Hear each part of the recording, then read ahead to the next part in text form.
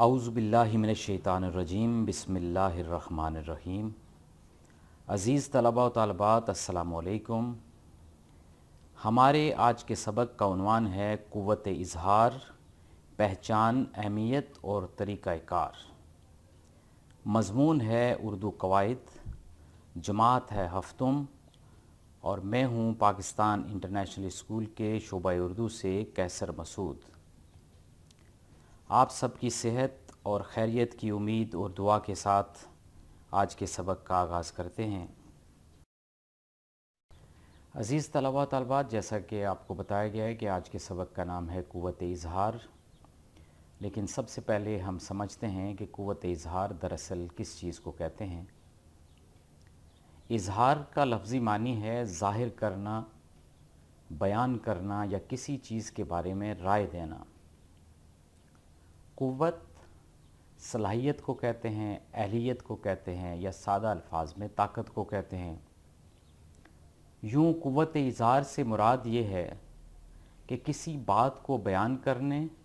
اس پر گفتگو کرنے یا رائے دینے کی صلاحیت کو قوت اظہار کہتے ہیں۔ یعنی جب بچے کسی بھی موضوع پر اپنے خیالات کا اظہار دوسرے بچوں کے سامنے ایک خاص وقت کے اندر ایک خاص موضوع کے زیر اثر کرتے ہیں تو اس صلاحیت کو قوت اظہار کہتے ہیں۔ ہم زندگی کے مختلف شعبوں میں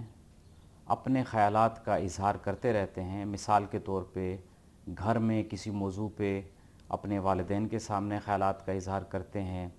دوستوں کے سامنے کسی بھی موضوع پر اپنی سوچ، اپنی فکر کا اظہار کرتے ہیں الفاظ کی صورت میں۔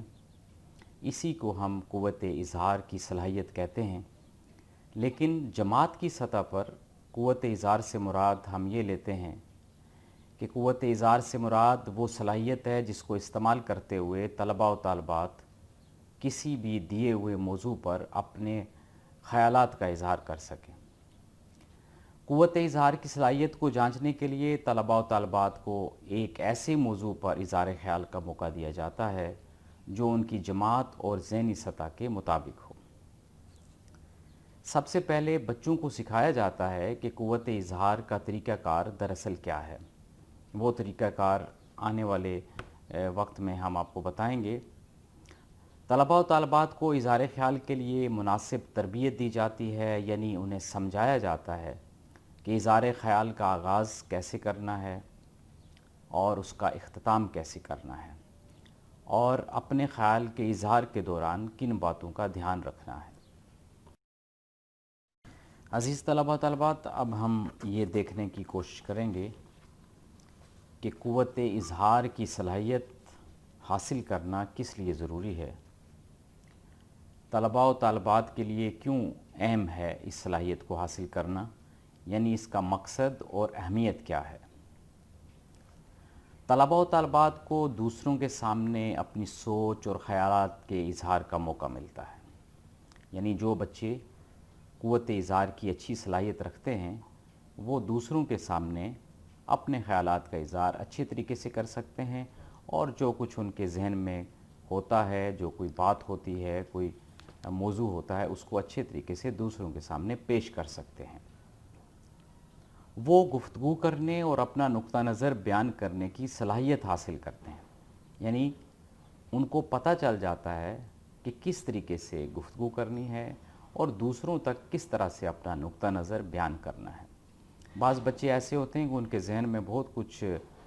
کہنے کو ہوتا ہے، بہت ساری باتیں ان کے پاس ہوتی ہیں، لیکن چونکہ قوت اظہار کی صلاحیت ذرا کم ہوتی ہے یا کچھ جھجک ہوتی ہے، شرماتے ہیں، اس وجہ سے وہ اپنے خیالات کا اظہار دوسروں کے سامنے نہیں کر سکتے۔ طلباء و طالبات دوران گفتگو جھجک اور خوف سے آزاد ہو جاتے ہیں۔ یعنی جب قوت اظہار کی صلاحیت حاصل ہوتی ہے، اس کی ٹریننگ ہو جاتی ہے، اس کی پریکٹس ہو جاتی ہے، تو بچوں کو جو بلا وجہ کا ایک خوف ہوتا ہے بولنے کا، کہ دوسروں کے سامنے بولتے ہوئے شرماتے ہیں یا استاد کے سامنے جھجکتے ہیں، یا انہیں شک ہوتا ہے کہ کیا خبر جو کچھ ہم بیان کر رہے ہیں وہ درست ہو یا غلط ہو، یہ انسان کی نفسیاتی سطح پہ ایک خوف کی کیفیت ہوتی ہے۔ تو یہ قوت اظہار کی صلاحیت حاصل کرنے کے بعد یہ کیفیت ختم ہو جاتی ہے۔ اس کے علاوہ ایک کلاس کی حد تک جب آپ قوت اظہار کا مظاہرہ کرتے رہتے ہیں، گفتگو میں حصہ لیتے ہیں، اسٹیج پہ آتے ہیں، استاد کے سامنے بات کرنے کی کوشش کرتے ہیں، بچوں سے مخاطب ہوتے ہیں، تو اس طریقے سے آپ کے اندر تقریر کرنے کی ابتدائی تربیت بھی پیدا ہوتی ہے، یعنی تقریر کرنے کی صلاحیت بھی آپ کو حاصل ہوتی ہے ابتدائی سطح پر۔ اس کے ساتھ ساتھ جب آپ دوسروں کو اپنے سامنے پاتے ہیں، دوسرے کے سامنے بات کرتے ہیں، تو آپ کی شخصیت میں بھی نکھار پیدا ہوتا ہے، خود اعتمادی کی کیفیت پیدا ہوتی ہے، اور یہی شخصیت کا نکھار، یہی خود اعتمادی جو ہے وہ آگے چل کر آپ کو گفتگو کا فن سکھاتی ہے، اور آنے والی کلاسوں میں اور تعلیم مکمل کرنے کے بعد بھی مختلف اسٹیج جو ہے وہاں پہ آپ اپنے خیالات کا اظہار بھرپور طور پر کر سکتے ہیں۔ قوت اظہار کی صلاحیت کے بارے میں اور اس کی اہمیت کے بارے میں ہم سمجھ چکے ہیں، کافی حد تک جان چکے ہیں۔ اب دیکھتے ہیں کہ قوت اظہار کا طریقہ کیا ہوتا ہے، کیونکہ کوئی بھی کام ہو، کوئی بھی فن ہو، اس میں خاص اس کا طریقہ ہوتا ہے جس کو استعمال کرتے ہوئے اس سے فائدہ اٹھایا جاتا ہے۔ تو قوت اظہار کا طریقہ کار، اس کے کچھ پوائنٹس میں پڑھتا ہوں۔ طلباء و طالبات کو 3 گروپس میں تقسیم کر دیا جائے گا، اور ہر گروپ کو ایک ایک عنوان دیا جائے گا۔ مثلاً کھیل کی اہمیت،